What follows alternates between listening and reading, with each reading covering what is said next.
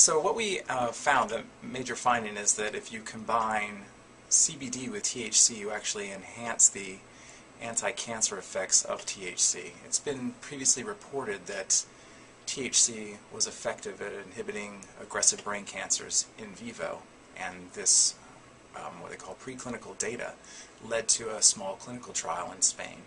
So there's been quite a bit of literature suggesting that if you combine cannabinoids, actually different components of cannabinoids, THC and other similar compounds that similar in structure, that you might be able to enhance the activity of that individual compound. So this is the hypothesis that we worked with.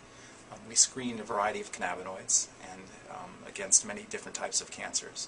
And from that screen we found that this compound called cannabidiol, which happens to be the second most abundant cannabinoid in the plant cannabis, was actually the most active compound when we were testing its ability to inhibit many different types of aggressive cancers. So we combined this compound along with THC in culture dishes of aggressive brain cancer cells, and what we found is we got a synergistic improvement in the ability of THC to not only inhibit the growth of these aggressive brain cancer cells, but also to cause programmed cell death, which is very important because you actually want to kill these tumor cells so they don't have the ability to grow back. And so that's really the major finding.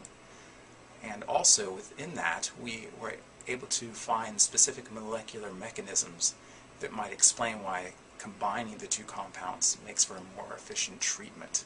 And so we're hoping maybe to use that finding to potentially improve treatments, not only in aggressive brain cancer, but perhaps in other aggressive cancers.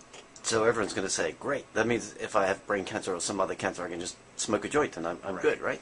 Well, based on the studies in culture and also in vivo, the data suggests that really in order for the compounds to be active, you have to use quite a high concentration.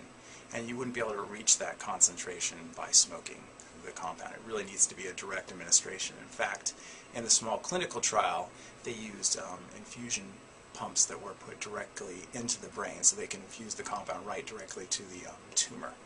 And that way they were able to get this high concentration to the tumor. So.